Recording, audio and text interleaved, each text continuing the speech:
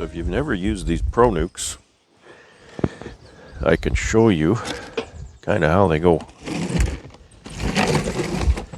And because of who I am, I could drive myself crazy with the colors because the entrances and the frame rests are a particular color, and so is the cover. But I could drive myself nuts trying to match up the doors with the lids colors. So I've decided just to throw caution to the wind and put whatever color comes up. It's nice to have diversity when they're mating for sure, and orientation. So this is how they come. And the little door, you'll notice the little door, it actually says out. It took me a while to figure this out, but it actually says out. And there's a little hook on the inside, okay? So I just give it a little pre-bend like this. Bend it inward so that the inside is here. Just kind of bend it like that. Then I'll just hook the top in. There's some slots here and slots here. I'll hook the top in because I have to bend it a bit like that. And then the bottom just goes right in. And so that slides up and down. And as it slides up, because it's tapered, it pushes that door outward.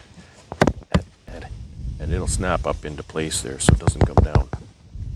I kind of wish it locked into place better in the down position, but it doesn't. So I find them a little hard to pull down when I'm trying to close a hive. So that's my chief complaint. And then as it goes down, that little hook's on the plastic. So if it's closed properly, it's bee tight.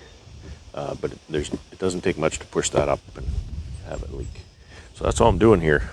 There's the exact same entrance in each side. One thing I like about these is they're nicely ventilated.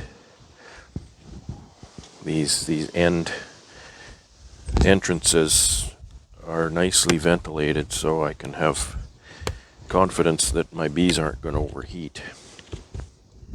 And for what I'm doing here today, I want these to be closed up. So the little frame rests are identical, and there's some little guides at the top here. And sometimes they kind of snap in, sometimes they don't. And what they do is the frames sit here, and these little guides will keep the frames from flopping around like they do in an adjuster box. There's no control there in an adjuster box. So, and then we'll put a lid on. And again, there's something to see in this lid. This lid has a little window in one side. There's no window in that side. So what that window means is, you'll see there's some little dimples sticking up here. And if you put that lid on one direction, the dimples slide down into these holes, okay? If you turn that lid around, the dimples don't slide into the holes, and they sit on top of the plastic. So I don't know that you can see it, but here it says vented, and here it says no vent. So since I want my hives vented, then I'll put the window so that I can see the words vented, and then you can actually see there's a space there. I'll demonstrate the other way too. So you'll see the other way that fits much closer. So it's mostly closed off, and you can sort of see the little dimples sitting in the holes. It's also vented here under the end, and when you pick these up, you have to pick them you have to carry them with your fingertips, because if you pick them up like this, you can lift the lid off and then the bees are going to come out. So you need to carry them with your fingertips like that. So I'll turn this back around the way I want it,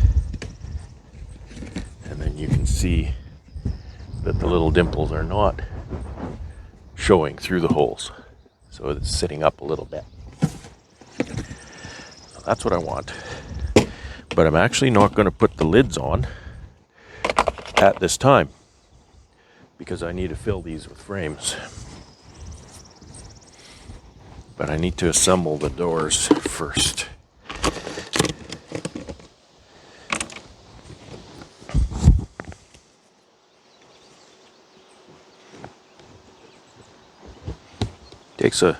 Takes a couple of minutes to get them ready, but certainly nothing like folding up jester boxes. I'm not dissing jester boxes. I like them. They're a really good product. Excellent price point. These come in a little more money than a jester, but not much. I don't think these boxes will put up with as much abuse as a jester. So I don't expect them to last as long. And also the fact that they're not a nice square box. I know I made those 100 splits for that guy this spring. He came and got them. And they were all in jesters. And boy, they stacked up nice and tight and even in his truck and trailer. And these would not do that. They're not square and, whatnot. And I don't think you could cinch them down with a strap as much. So, different products for really different purposes. You have to choose what works best for you and choose what works best in whatever situation you're in. They don't nest once the frame rests are in. Maybe what I'll do, since the frame rests are so easy, I'll just put the doors in. Leave the frame rests the same thing here. They stack nice. They nest really nice that way. If you turn that around, it holds itself up from the next one. I don't know why that would matter, but that's the way they made them. There's also inside here, when you slide your frames down in here, your end frame goes up against this little support here, and that keeps your frames from wobbling around like this as you carry it and transport it. They sit inside those little supports, and it's very solid, very tight.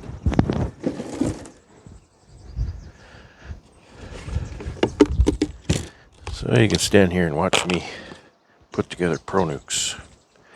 That's entertaining.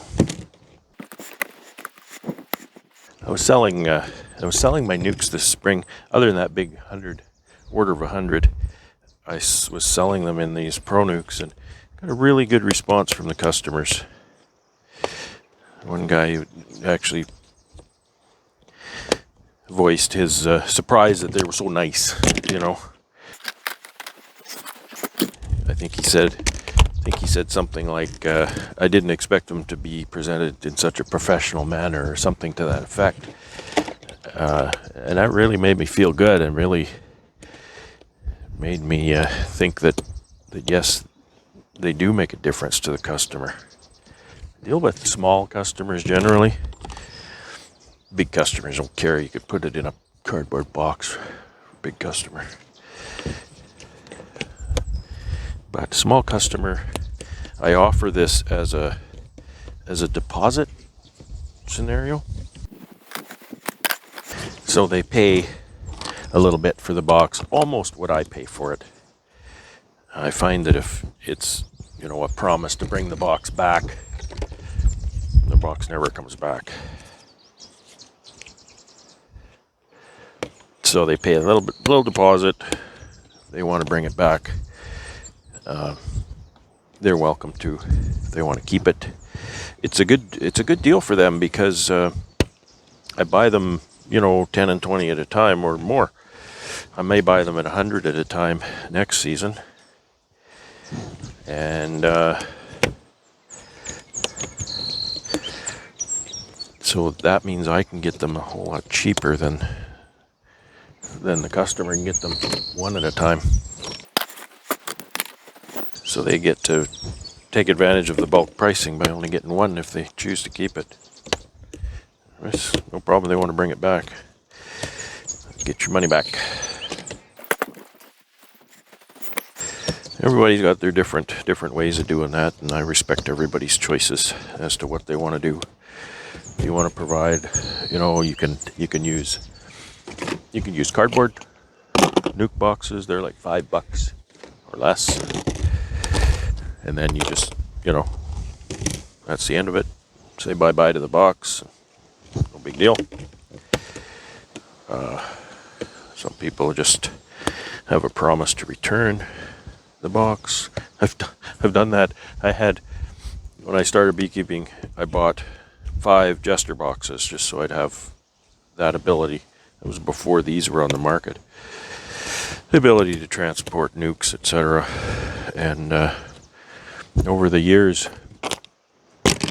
they've disappeared. So I don't know how many I have now. I only have about 3 left. 2 or 3. So now if you want to keep it, that's cool. I've got a little bit of money to go and buy another one. I subsidize that a little bit, but not very much. Oh, bent that one. I think that's okay.